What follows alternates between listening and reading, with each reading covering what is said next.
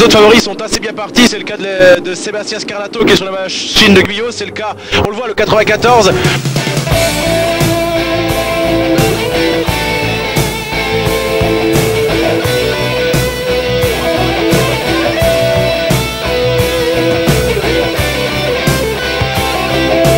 Sur ses équipiers, donc énorme différence sur la même moto. C'est lui qui peut faire gagner cette machine face à la 94 qui est l'autre favori, Sébastien Scarlato, le Scarlator qui regarde ici sur le côté gauche de sa machine. Équipé de Pirelli d'ailleurs la 94 comme vous en mondial Super Sport. Oui, équipé de Pirelli, de très bons pneumatiques qui ont énormément progressé et en fait Christophe développe Superbike. Il se murmure d'ailleurs qu'il se pourrait que d'autres équipes phares prennent Pirelli en mondial Super Sport la saison prochaine. Oui, je pense qu'ils ont beaucoup travaillé, il y a encore une grosse marge et je pense qu'ils peuvent encore dépasser les autres manufacturiers, donc ils travaillent.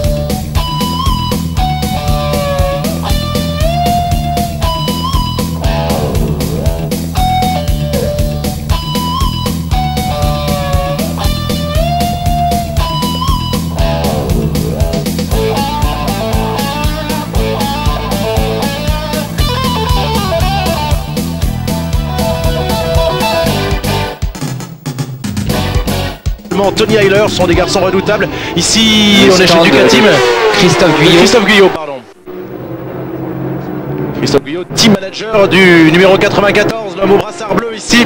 C'est un team qui a maintenant énormément d'expérience en endurance et qui a réalisé de très très bons résultats. Donc, ils suivent avec attention le début de course parce que le début de course c'est ce qui va être très très important. Ils savent qu'il n'y a pas de moto d'usine et que eux peuvent prendre de gros points pour le titre avant Manicourt. Ils ne sont pas à l'abri d'une surprise. Christophe Guyot qui est vraiment venu ici pour gagner, hein, Christophe Kogan. Oui, il joue le championnat comme Stéphane Mertens, c'est le championnat comme Christophe Guyot, l'équipage du motosport.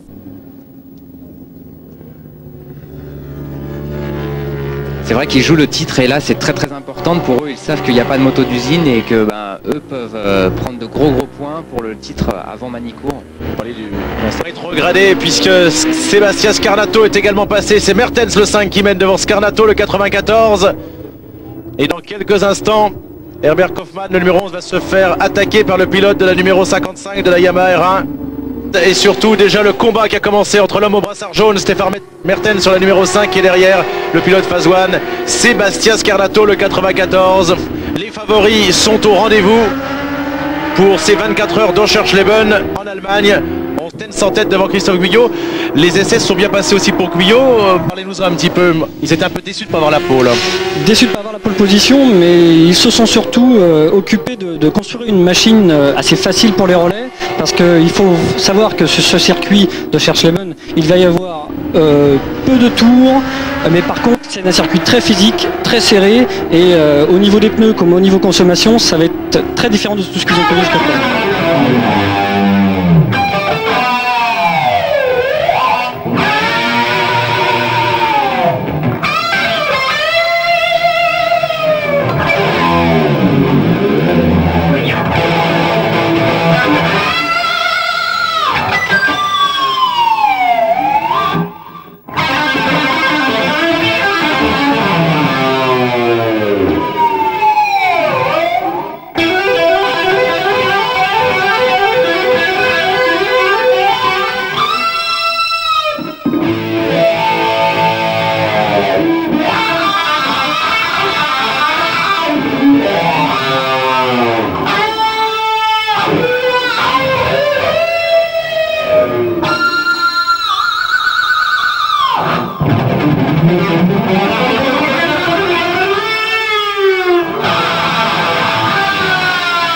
Mené tour à tour. Oh, avec oh, c'était très chaud là, c'était très chaud. Ils se sont pratiquement touchés là, attention, je crois Rodolphe Pasco qu'ils ont eu pas mal de soucis dès le début du week-end. Dès le début du week-end, et ce sont des soucis un petit peu la Scomoon comme on dit depuis le début de saison, puisqu'à Estoril il chute peu de temps avant la fin de la course. Ils ont connu à Spa alors qu'on revoit la scène entre Mertens et Scarnato, ça a vraiment failli aller au tas, comme on dit. Se sont touchés. Ils ont cassé donc l'axe de la roue arrière à minuit lors des 24 heures de Spa. Et là, c'est l'équipe de Christophe Guyot qui est en tête avec au guidon de la machine de la Kawasaki Sébastien Scarnato, le Scarnator qui avait pris le départ tout à l'heure. Et Sébastien Scarnato est en tête. On va vous expliquer pour quelle raison. Voici les images du direct. Et donc Sébastien Scarnato est en tête. En fait, il y a eu 2 pace cars, Christophe Cogan. Oui, il y a eu 2 pace cars. Et en fait, c'est là que Christophe Guyot et son team a fait la différence. Encore que le premier pace car n'avait pas été trop favorable à Christophe. Non, le premier pace car n'a pas du tout été favorable. Et c'est vrai que dans le deuxième, ils ont un petit peu rattrapé ce qu'ils avaient perdu dans le premier.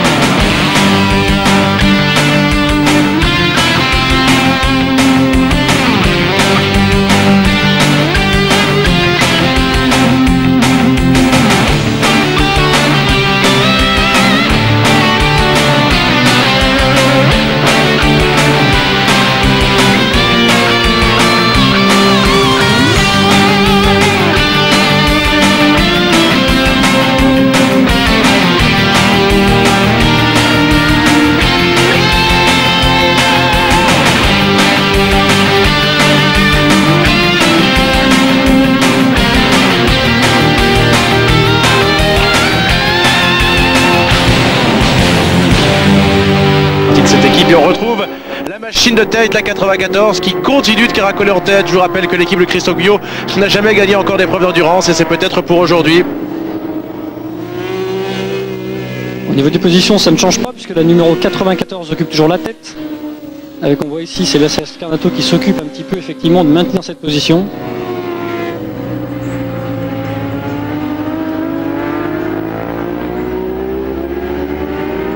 Sébastien Scarnato qui mène toujours. 4h20 de course.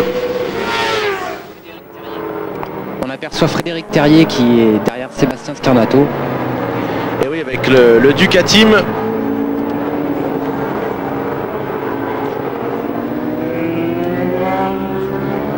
On s'aperçoit que les relais sont très très longs en fait. Les pilotes font énormément de tours puisque la moto peut embarquer marquer beaucoup d'essence et ne consomme pas beaucoup. Les pneus arrivent à tenir la distance.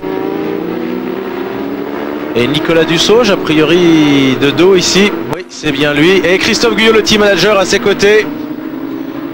Toute l'équipe de Christophe Guyot qui est là pour la gagne et ça se passe bien. Nicolas Dussauge qui est venu vous affronter c'était en Italie. Il est venu faire une course de mondial super. Je crois qu'il était allé en Allemagne aussi à Hockenheim. À Hockenheim aussi, oui. Il a été enchanté du reste par l'ambiance. On voit ici toute l'équipe de Christophe Guyot. Des garçons qui travaillent depuis maintenant de nombreuses années avec lui. Dans cette équipe de Christophe Guyot. Oui, Nicolas Dussauge qui avait effectué de très belles courses. Citer par exemple Jean-Michel Bonivard qui est bénévole dans cette équipe. Nicolas Dussauge qui va donc repartir dans quelques instants. Il avait été champion de France 50 cm3 en 93. Dussauge 6e au bol d'or en 95. Il a développé la fulgure en 99. Nicolas Dussauge, et dans quelques instants il va prendre le relais de Sébastien Scarlato pour partir en tête, pour mener les 24 heures d'Orschurch-Leben. L'an passé c'est la 38 qui avait gagné, c'était l'équipe de Bernard Cusin. Bien pour l'instant ce sont encore des Français qui mènent avec Sébastien Scarlato, Nicolas Dussauge et Christophe Guyot. Une bonne nouvelle donc pour cette machine parisienne. Équipée de Pirelli.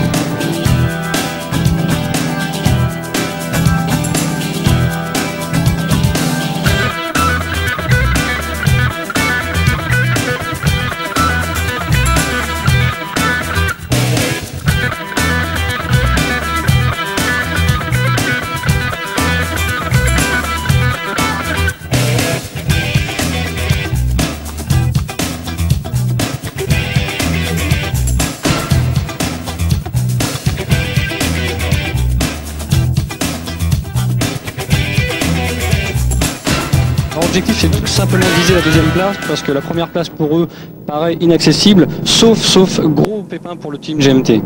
Oui, c'est vrai que pour la première fois depuis que l'équipe GMT existe, la numéro 94, Christophe Kogan, va peut-être, alors que c'est l'heure du petit déjeuner, la 94, Christophe Guyot, ils vont peut-être enfin gagner une course en endurance, c'était leur objectif. Oui, c'est sûr que c'est leur objectif. Gagner une course d'endurance, c'est très important pour eux au niveau du championnat. Donc la 94 qui n'a pas connu de soucis, c'est sans problème que c'est passé la nuit. Les pilotes sont assez contents, ils ont trouvé leur repère au bout du deuxième relais, puisque pas très facile de doubler tous ces attardés. Et puis donc tout s'est bien passé.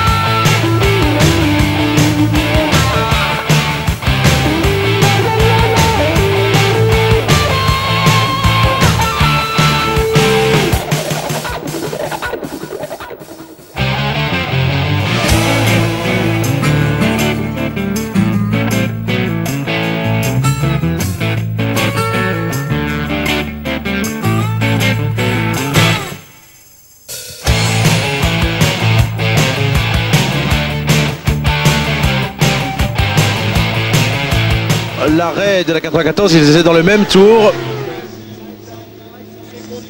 Alors qu'à l'écran, on a justement Christophe Guyot qui s'apprête à prendre le relais alors que Nicolas Dussauge rentre au stand. Voilà le team manager qui va s'élancer dans quelques instants. Toute une équipe qui travaille. On va en signaler quelques-uns. Dans cette équipe, il y a Michel Guerre, il y a Dominique Guerre, il y a Jérémy Mine qui s'occupe notamment de l'acquisition des données. On peut voir Eddie Robert de chez Pirelli qui jette un œil attentivement sur l'avant de la machine.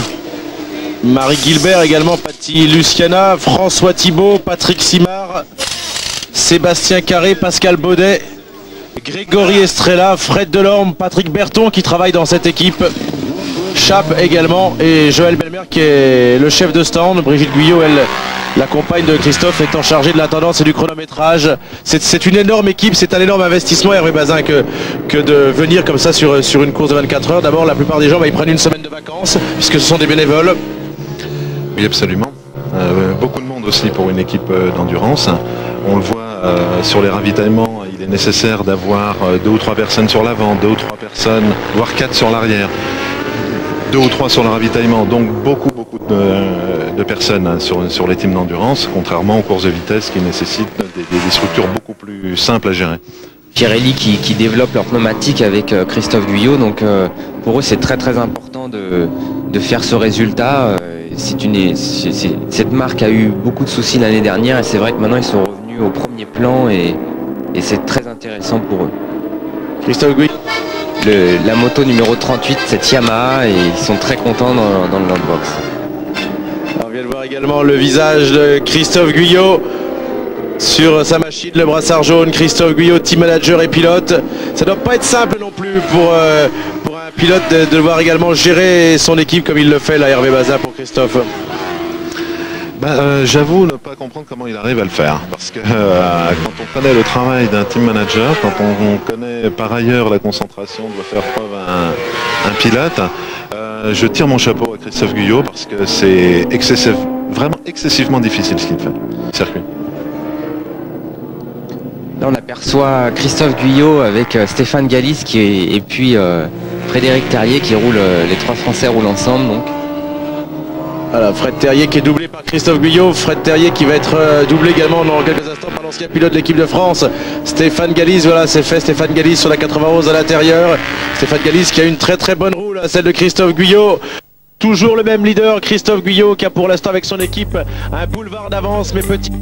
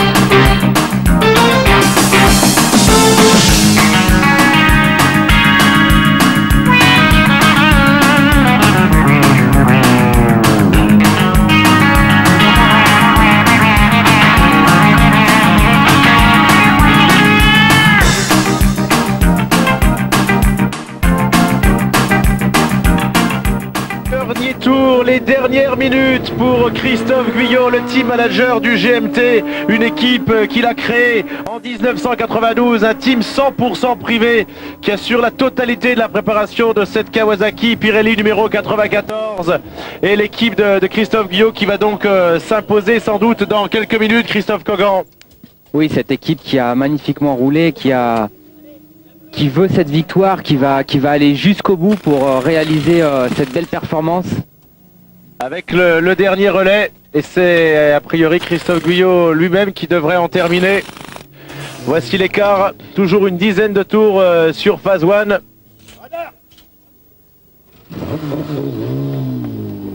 On voit Christophe qui repart et qui va aller jusqu'au bout, qui est décidé à la gagner cette victoire. Oui, il avait fait leur premier podium que lors de cette saison. En deuxième position derrière le team Guyot, c'est-à-dire le team Phase 1 avec Stéphane Mertens actuellement au guidon. On voit ici le Scarnator, Sébastien Scarnato et son copain Nicolas Dussauge qui vont gagner dans quelques minutes. On se congratule déjà dans l'équipe de Christophe Guyot. Le poids sur les autres équipes françaises a commencé par la 91, Christophe Cogan. Donc la 91 qui a fait une fin de course, qui est en train de réaliser une fin de course assez difficile puisqu'il reste la 4e, la 5e et la 6e vitesse seulement pour rouler. Donc en fait le barillet de sélection a cassé et donc il reste sur cette vitesse-là dans les virages. Donc pas facile de rouler dans ces conditions, et un coup de chapeau à ces trois pilotes qui ont réalisé une belle course. Des nouvelles également du Ducati mais de Terrier notamment. Terrier qui est reparti suite aux problèmes qu'ils avaient eu, mais la moto fuit de l'huile en fait par le joint spi, et donc ils se sont arrêtés pour attendre l'arrivée et pour essayer de gravir la 12e place. La 94 en train de tourner presque déjà les tours d'honneur. Hervé Bazin, c'est également un grand succès pour Pirelli. On voit Pirelli marqué sur le carénage de la machine. Oui, c'est la première grande victoire en endurance pour Pirelli. Donc chapeau à Eddie Robert parce qu'il a apporté l'assistance qu'il fallait. Un grand bravo dès à présent à Christophe Guyot parce que c'est un projet qui lui tient à cœur depuis de nombreuses années. L'année dernière, il a dit « Je veux être champion du monde » et ses objectifs semblent se réaliser tout doucement. Oui, même s'il ne va pas tout de même prendre la tête du championnat, Rodolphe. Pas tout à fait, non, puisque au niveau du championnat, Peter Linden et Warwick Norland restent en tête du championnat avec 5 petits points d'avance sur le trio du GMT, qui vraiment se place dans la course au titre avec simplement 2 épreuves qui restent à disputer pour ce championnat du monde endurance, à savoir le Boulder en septembre prochain et les 8 heures de Valencia au mois de novembre. Oui, ce sera le 5 novembre. Des nouvelles également de l'EMPP Racing Team, l'équipe française sur la Kawasaki, avec une très belle course également, Christophe Cogan. Oui, une très belle course puisqu'ils sont actuellement 9e au général et 5e stock sport. Ils passeraient 2e au classement général, donc stock sport. Donc une très belle course réalisée par ce team. Oui, avec un résultat qui est meilleur que l'an passé. Ils avaient terminé 10e, là une place de mieux pour Xavier Fabra, Dominique Bonvincini et Yannick Parage. On en profitera également pour saluer la 10e place du team SMS qui fait rouler une Yamaha R6, une 600 dans les 10 premiers. Hervé Bazin, c'est vraiment assez incroyable de voir ça. Oui, c'est vrai, c'est surprenant. Le prix sera ce week-end pour l'instant. La fin, les 16 dernières minutes en endurance pour l'équipe de Christophe Guyot qui se retourne ici. Voici toute son équipe. On peut citer quelques personnes en vrac: Maïté Belmer, Pascal Bonnet, Patrick Berton, Benoît Poupardin, Brigitte Guyot bien sûr, Raphaël Marquez, Sébastien Carré, Michel Guerre, Joël Belmer, Jean-François Blanchot par exemple, le chronométreur. Depuis le temps qu'ils espèrent s'imposer, ça va être Hervé Bazin, une grosse joie pour toute cette équipe. D'homme endurance sur une Yamaha R1 qui se situe actuellement aux alentours de... Donc une très belle course aussi pour ces Français. On rappellera que certains d'entre eux, bien entendu, n'ont pas terminé. C'est le cas de la numéro 1 avec Dorgex, Bonnehuile et Gomez. Jean Dorgex qui s'est même blessé malheureusement. Bertrand Sébilo était contraint à l'abandon. Abandon aussi pour les Suisses Knutti, Knetsch et Muller qui l'ont ma grec numéro 31. 56 équipages au départ, 16 ont déjà abandonné. Il devrait y en avoir 40 à l'arrivée. Abandon encore pour Laurent Engel, Laurent Zanetto et Yvon Manifesti qui s'est d'ailleurs blessé dans le team Abra, sans trop de gravité d'ailleurs. Le Suisse Manfred Boschung n'a pas pu terminer. Enfin si, il va terminer, il va être bon dernier. Et puis vous qui pilotez une Triumph, Hervé Bazin, il me semble que la Triumph va être classée et bon bah pourquoi pas pour une première participation. Il faut quand même savoir que c'est une super sport, hein, une 600 cm3. Bon bah le résultat est honorable. Il me semble que vous êtes d'ailleurs le dernier à avoir fait tourner une Triumph en endurance. Oui, en effet, j'ai commencé en 1979 à faire rouler des Triumph Trident pour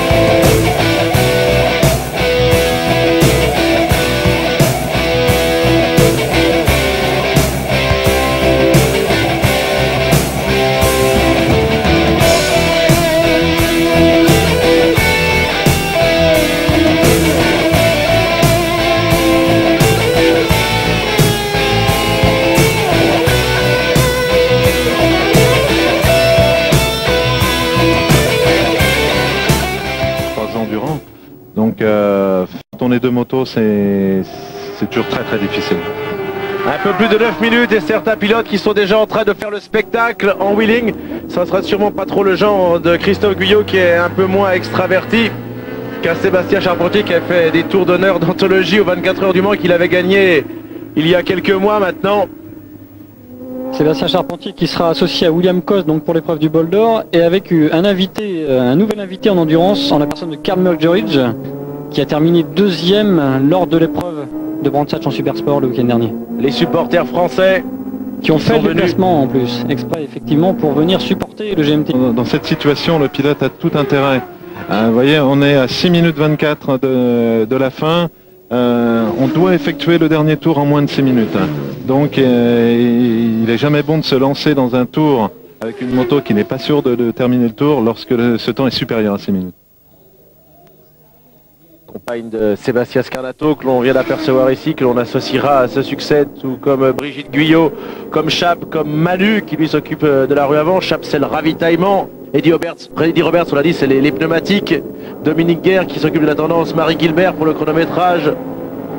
Et surtout Jérémy Mine, surtout à qui il faut aussi tirer un coup de chapeau, c'est la personne qui s'occupe de toute la logistique informatique du GMT, qui gère tous les ravitaillements, qui fait l'acquisition de données avec la machine et qui également s'occupe du site internet. Vraiment un gros travail durant tout le week-end. Et je peux vous dire qu'il y a sûrement une fête assez formidable qui va se préparer à Paris avec tous les copains de la Boca Chica. Faut associer aussi Philippe Debarle qui depuis de nombreuses années s'est occupé de faire la communication de cette équipe du GMT qui s'impose enfin.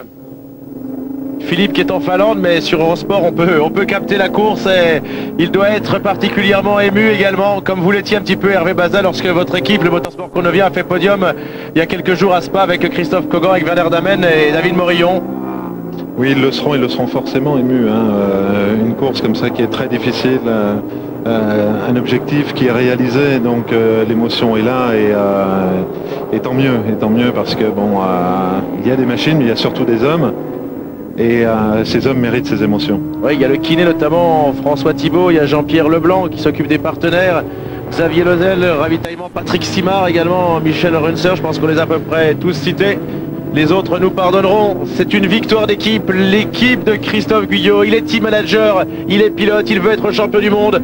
C'est assez bien parti en tout cas, il fallait pour se la gagner, il gagne, il se relance pour le titre mondial, il a été champion de France Superbike, il compte bien être maintenant champion du monde d'endurance.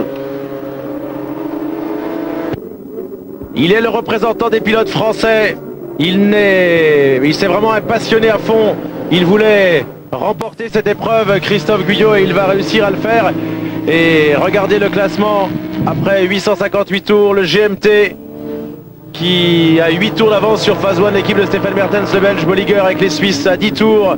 La moto 38 qui avait gagné l'an passé ici en catégorie Stock Sport, mais qui avait gagné également la course tout court. Et bien les vainqueurs en catégorie Stock Sport, elle est à 21 tours. Et décidément, à excepter Suzuka, puisque c'est la 5e épreuve du mondial d'endurance, toutes les épreuves auraient été gagnées par des équipes françaises.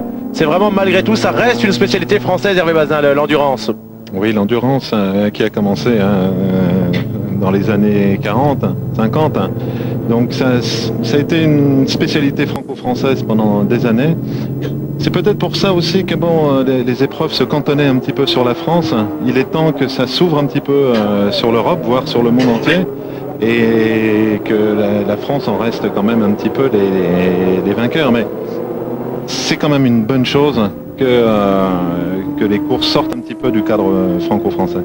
Et oui, il y a eu Estoril, on a été en Belgique, au Japon, on est en Allemagne, on ira ensuite aux 8 heures de Valencia le 5 novembre pour la fin de la saison, juste après le dernier Grand Prix. Christophe Guyot dans son dernier tour, qui sera sans doute dans quelques instants à la main de Stephen Mertens. Christophe Guyot qui a été champion de France de Superbike en 98. Oui, on peut espérer, Rémi, que bon, ce championnat du monde, puisque maintenant il s'appelle championnat du monde, contrairement aux coupes du monde d'endurance qui existaient auparavant, on peut donc espérer que ce championnat du monde maintenant perdure et soit vraiment un championnat à part entière. C'est effectivement ce qu'il faut souhaiter, mais avec le plus de retombées, notamment la couverture télévisée. Flamini qui a repris ce championnat cette saison, on peut penser que petit à petit, de plus en plus d'équipages vont avoir envie de venir. Tiens donc, il y aura encore une couverture télévision également pour Valencia pour la dernière épreuve. Ça peut donner envie à certains de se déplacer. Ils ont mesuré le retentissement de la victoire de Christophe Guyot aujourd'hui. Le 94 qui emmène la meute ici. Il est déjà en train de faire son tour d'honneur. Et les machines de fond, on a presque le podium qui se dessine sur la piste. Mertens qui est juste derrière lui, Stephen Mertens qui lui a gagné cette saison pas mal d'épreuves et notamment 2 épreuves de la BMW Boxer Cup. C'était en Allemagne mais au Sachsenring il y a quelques jours et puis devant Bertrand Sébillot au Mans lors du Grand Prix de France. Une Boxer Cup que Luca Cadalora a également remporté en ouverture d'un Grand Prix, Rémi. Oui, effectivement. Grand moment d'émotion sans doute pour toute cette équipe. Alors ne pas se déconcentrer, bien sûr, Christophe, dans les derniers instants. Non, ne pas se déconcentrer. Bon, là, ils roulent tous ensemble, donc ils attendent en fait l'arrivée. Et puis, il n'y a plus rien à faire là maintenant. 57 secondes. 56 secondes même maintenant. On vous retrouvera Christophe Cogan avec Hervé Bazin pour le Bol d'Or, mais également à Valencia. Pour le Bol d'Or et également à Valencia, oui. Rappelons qu'il y aura probablement 2 machines de l'équipe Phase One, car Stephen Mertens sur une deuxième machine tentera de décrocher le titre. Dans un instant, Rodolphe Quasco vous donnera le nouveau classement du championnat du monde, mais avant les derniers instants, et un Christophe Guyot avec Scarnato et Dussauge qui se relancent totalement dans la course au titre mondial. Il fallait gagner, ils l'ont fait. Il l'avait dit, c'est l'objectif. Rien d'autre qu'une victoire ici pour le GMT. L'équipe venue du Val-de-Marne n'aura pas fait le voyage en Allemagne pour des prunes cette fois-ci. Ils avaient longtemps raté le podium. Ils étaient montés sur ce podium une première fois à la 2e place à Estoril. C'était en début de saison au Portugal. C'est en Allemagne qu'ils, dans l'histoire de cette équipe, ils auront remporté leur premier grand succès. Voilà, c'est terminé virtuellement. Et il va serrer la main de Stephen Mertens, le Belge, et toute l'équipe, les rouges du GMT 94 qui sont là debout pour acclamer Christophe Guyot, Sébastien Scarnato et Nicolas Dussauge qui remportent les 24 heures d'Orschurch-Leben, qui est vraiment en plus une épreuve qui réussit aux Français puisqu'ils ont passé la moto 38 venue de l'Isère avec Bernard Cusin notamment avait gagné ici. Alors un petit point sur les autres équipes françaises, Rodolphe Quasco.